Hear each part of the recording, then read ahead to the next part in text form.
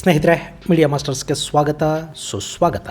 ಗೆಳೆಯರೆ, ರಷ್ಯಾ ಯುದ್ಧ ವಿಮಾನಕ್ಕೆ ಸಂಬಂಧಪಟ್ಟ ಹಾಗೆ ಭಾರತಕ್ಕೊಂದು ಅತ್ಯದ್ಭುತವಾದ ಆಫರ್ ಅನ್ನು ಕೊಡ್ತಾ ಇದೆ. ಇದು ಭಾರತಕ್ಕೆ ಉಪಕಾರ ಮಾಡೋದಿಕ್ಕ ಅಥವಾ ಅಪಕಾರ ಮಾಡೋದಿಕ್ಕ ಗೊತ್ತಿಲ್ಲ. ಆದ್ರೆ ರಷ್ಯಾ ತಾನು ತಯಾರು ಮಾಡೋದಕ್ಕೆ ಹೋಗ್ತಾ ಇರೋ Su-75 ಯುದ್ಧ ವಿಮಾನಗಳ ತಯಾರಿಕಾ ಯೋಜನೆಯಲ್ಲಿ ಭಾಗವಹಿಸೋದಕ್ಕೆ ಭಾರತವನ್ನು ಕರೀತಾ ಇದೆ. Su-75 ಯುದ್ಧ ವಿಮಾನಗಳನ್ನು ನಿಮಗೆ ಕಡಿಮೆ ಬೆಲೆಗೆ, ಡಿಸ್ಕೌಂಟ್ ಬೆಲೆಗೆ ಕೊಡ್ತೀವಿ ಅಂತ ಹೇಳ್ತಾ ಇದೆ. ನಮ್ಮದೇ ಸುಖಾಯ್ 75 ಇರುವಾಗ ನೀವು ಆಮ್ಕ ಮಾಡೋದಕ್ಕೆ ಯಾಕೆ ಹೋಗ್ತೀರಿ?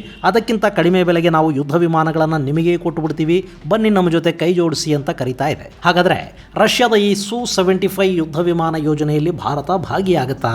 ಆಮ್ಕಾಗಿಂತಲೂ ಇದು ಭಾರತಕ್ಕೆ ಲಾಭದಾಯಕ ಅನ್ನಿಸ್ಕೊಳ್ಳುತ್ತಾ? ಇಷ್ಟಕ್ಕೂ ಏನಿದು Su-75? ಬನ್ನಿ ನೋಡೋಣ.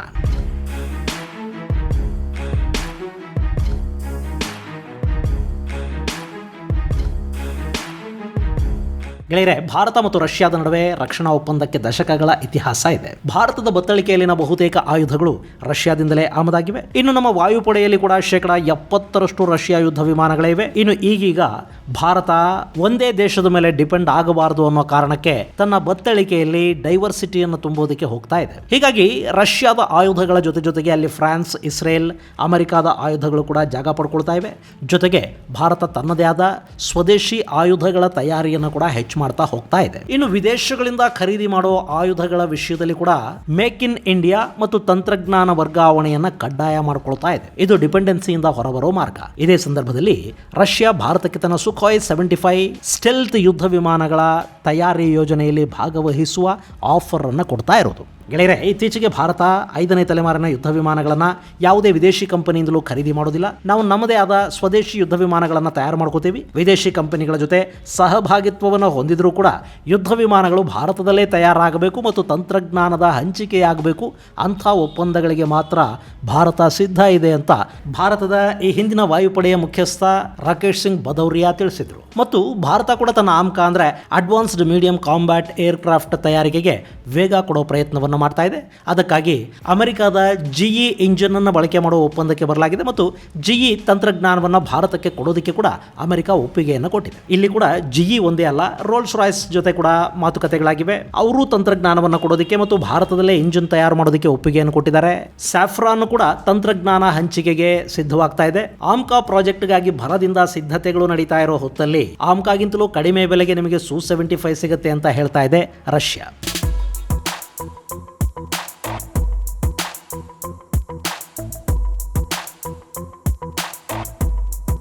ಗೆಳೆಯರೆ, Su-75 5ನೇ ತಲೆಮಾರಿನ ಸಿಂಗಲ್ ಇಂಜಿನ್ ಸ್ಟೆಲ್ತ್ ಯುದ್ಧ ವಿಮಾನ. ನಮ್ಮ ಆಮ್ಕಾ ಯುದ್ಧ ವಿಮಾನಗಳಲ್ಲಿನ ಎಲ್ಲ ಫೀಚರ್ಸ್ ಇದರಲ್ಲೂ ಇರುತ್ತವೆ. ಆಮ್ಕಾ ಟ್ವಿನ್ ಇಂಜಿನ್ ಆದರೆ ಈ Su-75 ಸಿಂಗಲ್ ಇಂಜಿನ್ ಸ್ಟೆಲ್ತ್ ಯುದ್ಧ ವಿಮಾನ. ಇದು 1.8 ಮ್ಯಾಕ್ ಸ್ಪೀಡ್ ಅನ್ನು ಹೊಂದಿರುತ್ತೆ. 3000 ಕಿಲೋಮೀಟರ್ ಆಪರೇಷನಲ್ ರೇಂಜ್ ಹಾಗೂ 7 ಟನ್ ಅಷ್ಟು ಪೇಲೋಡ್ ಅನ್ನು ಹೊತ್ತೊಯ್ಯುವ ಸಾಮರ್ಥ್ಯ ಇದಕ್ಕಿರುತ್ತೆ. ನಮ್ಮ ತೇಜಸ್ ಮಾರ್ಕ್ 2 ಜೊತೆ ಇದನ್ನು ಹೋಲಿಕೆ ಮಾಡೋದಾದ್ರೆ Tejas mark 2 850 kilometre operational range ಅನ್ನು ಹೊಂದಿದೆ. 4 ಟನ್ ಪೇಲೋಡ್ ಅನ್ನು ಹೊತ್ತೊಯ್ಯುವ ಸಾಮರ್ಥ್ಯ ತೇಜಸ್ಗಿದೆ. ಈ Su-75 7 ಟನ್ಗಳಷ್ಟು ಪೇಲೋಡ್ ಅನ್ನ ಹೊತ್ತೊಯ್ಯುತ್ತೆ. ಹಾಗೆ ಒಂದೇ ಬಾರಿಗೆ 6 ಟಾರ್ಗೆಟ್ಗಳನ್ನ ಇದು ಹೊಡೆದು ಉರುಳಿಸಬಲ್ಲ ಶಕ್ತಿಯನ್ನ ಹೊಂದಿರುತ್ತೆ. Air to surface, air to air ದಾಳಿಗಳನ್ನು ಕೂಡ ಇದು ಮಾಡುತ್ತೆ. ಇದರ ಇನ್ನೂ ಒಂದು ವಿಶೇಷ ಅಂದ್ರೆ ಈ Su-75 ಸೂಪರ್ ಕಂಪ್ಯೂಟರ್ ಬಳಕೆಯ ಮೂಲಕ ಸಿಮ್ಯುಲೇಟ್ ಮಾಡೋದಕ್ಕೆ ಸಾಧ್ಯ ಆಗುತ್ತೆ. ಓಪನ್ ಆರ್ಕಿಟೆಕ್ಚರ್ ಇರೋದ್ರಿಂದ ಈ ಯುದ್ಧ ವಿಮಾನಗಳನ್ನ ಹೇಗೆ ಬೇಕೋ ಹಾಗೆ ಮಾಡಿಫಿಕೇಶನ್ ಮಾಡ್ಕೊಳ್ಳೋದಕ್ಕೆ ಕೂಡ ಸಾಧ್ಯ ಆಗುತ್ತೆ. ಇನ್ನು ಇದರ ಬಣ್ಣ ಕೂಡ ತುಂಬಾ ಆಕರ್ಷಕವಾಗಿ ಕಾಣ್ತಾ ಇದೆ ಮತ್ತು ಬೇರೆಲ್ಲ ವಿಮಾನಗಳಿಗಿಂತಲೂ ವಿಭಿನ್ನವಾಗಿ ಕೂಡ ಕಾಣ್ತಾ ಇದೆ. ಇದನ್ನ ರಷ್ಯಾ ಕ್ಯಾಮೋಫ್ಲೇಜ್ ಅಂತ ಹೇಳ್ತಾ ಇದ್ದು, ಈ ಬಣ್ಣದ ಮೂಲಕ ಕೂಡ ಆಕಾಶದಲ್ಲಿ ಶತ್ರುಗಳನ್ನ ಯಾಮಾರಿಸೋದಕ್ಕೆ ಸಾಧ್ಯವಾಗುತ್ತೆ ಅಂತ ಕ್ಲೈಮ್ ಮಾಡ್ಕೊಳ್ತಾ ಇದೆ. ಇದೆಲ್ಲ ಸರಿ, ಆದ್ರೆ ರಷ್ಯಾ ಇನ್ನು ಈ ಯುದ್ಧ ವಿಮಾನವನ್ನ ತಯಾರೇ ಮಾಡಿಲ್ಲ.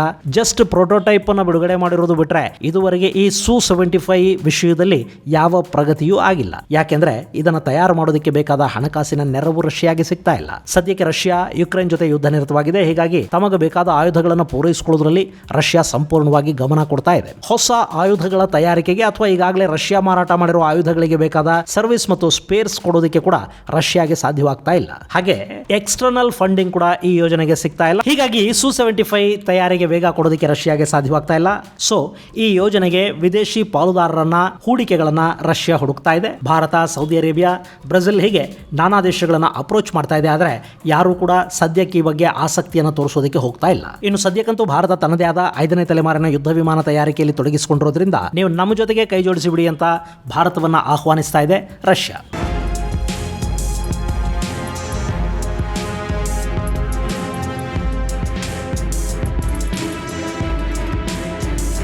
ಇನ್ನು ರಷ್ಯಾ ಭಾರತಕ್ಕೆ ಬಗ್ಗೆ ಆಫರ್ ಕೊಡ್ತಾ ಇರೋದು ಕೂಡ ಇದೇ ಮೊದಲೇನಲ್ಲ. ಈ ಹಿಂದೆ 2023ರಲ್ಲಿ ಕೂಡ ಇದೇ ರೀತಿಯ ಆಫರ್ ಅನ್ನ ಭಾರತಕ್ಕೆ ಕೊಡಲಾಗಿತ್ತು. ಆದರೆ ಅದರ ಬಗ್ಗೆ ಭಾರತ ಹೆಚ್ಚು ಆಸಕ್ತಿಯನ್ನು ತೋರಿಸೋದಕ್ಕೆ ಹೋಗಲಿಲ್ಲ.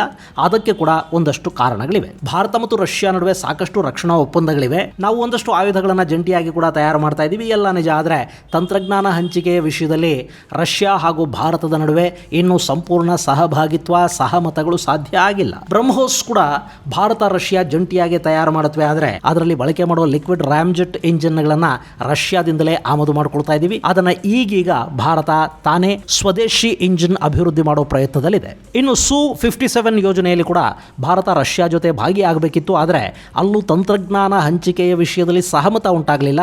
ರಷ್ಯಾ TOTಗೆ ಸಹಕರಿಸಲಿಲ್ಲ. ಹೀಗಾಗಿ ಭಾರತ ನಿಧಾನವಾಗಿ ಆ ಯೋಜನೆಯಿಂದ ಹಿಂದಕ್ಕೆ ಸರಿದುಬಿಡ್ತು. ಇಲ್ಲಿ ಯಾವ ದೇಶದಿಂದ ನಾವು ಏನೇ ಖರೀದಿ ಮಾಡಬೇಕಾದ್ರೂ ಸಂಪೂರ್ಣ ಅವಲಂಬನೆ ಇಲ್ಲದ ಹಾಗೆ ನೋಡ್ಕೋಬೇಕು ಅಂತ ಭಾರತ ಬಯಸ್ತಾ ಇದೆ. ಈಗ ನೋಡಿ, ರಷ್ಯಾ ಯುದ್ಧ ನಿರತವಾಗಿದೆ. ಎಷ್ಟೇ ಆಯುಧಗಳಿದ್ರೂ ಅವು ಅವರಿಗೆ ಸಾಕಾಗ್ತಾ ಇಲ್ಲ. ಇಂಥ ಸಂದರ್ಭದಲ್ಲಿ ಅವರಿಂದ ಆಯುಧ ಖರೀದಿ ಮಾಡಿರೋ ದೇಶಗಳು ಸ್ಪೇರ್ಸು ಸರ್ವಿಸ್ ಇಲ್ಲದೆ ತೊಂದರೆಗೆ ಸಿಲುಕಿಕೊಳ್ತಾ ಇವೆ. ಹಾಗಲ್ಲದೆ ತಯಾರಿ ಮತ್ತು ತಂತ್ರಜ್ಞಾನವನ್ನು ರಷ್ಯಾ ನಮ್ಮ ಜೊತೆ ಹಂಚಿಕೊಂಡು ಬಿಟ್ರೆ ನಮಗೆ ಬೇಕಾಗುವ ಆಯುಧಗಳನ್ನ ನಾವೇ ತಯಾರು ಮಾಡ್ಕೊಳ್ಳೋದಿಕ್ಕೂ ಸಾಧ್ಯ ಆಗುತ್ತೆ. ಸರ್ವಿಸು, ಸ್ಪೇರ್ಸು ಯಾವುದಕ್ಕೂ ಯಾರ ಮೇಲೂ ಡಿಪೆಂಡ್ ಆಗಬೇಕಾಗಿರೋದಿಲ್ಲ. ಜೊತೆಗೆ ನಮ್ಮಲ್ಲೇ ತಯಾರು ಮಾಡೋದ್ರಿಂದ ನಮ್ಮ ಸ್ಥಳೀಯ ಕಾರ್ಖಾನೆಗಳಿಗೆ ಕೆಲಸ ಸಿಗುತ್ತೆ, ನಮ್ಮ ಯುವಕರಿಗೆ ಉದ್ಯೋಗಾವಕಾಶಗಳು ಸಿಗುತ್ತವೆ. ಇದನ್ನು ಭಾರತ ಎಲ್ಲ ಖರೀದಿಗಳಲ್ಲೂ ಬಯಸ್ತಾ ಇದೆ. ಪ್ಲಾಂಟ್ ಅನ್ನು ನಮ್ಮಲ್ಲೇ ಮಾಡಿ, ನಮ್ಮ ಸಂಸ್ಥೆಗಳ ಜೊತೆ ಸಹಭಾಗಿತ್ವ ಮಾಡ್ಕೊಳ್ಳಿ, ನಮ್ಮ ಜೊತೆ ತಂತ್ರಜ್ಞಾನ ಹಂಚಿಕೊಳ್ಳಿ, ಬನ್ನಿ ಜಂಟಿಯಾಗಿ ಮಾಡೋಣ. ಮೇಕ್ ಇನ್ ಇಂಡಿಯಾ ಇದು ಭಾರತ ಕೊಡ್ತಾ ಇರೋ ಆಫರ್. ಹೀಗಾಗಿ ಇಲ್ಲಿ Su-75 ವಿಷಯದಲ್ಲಿ ಭಾರತ ರಷ್ಯಾ ಜೊತೆ ಸೇರುತ್ತಾ? ಇದು ಅನುಮಾನನೇ.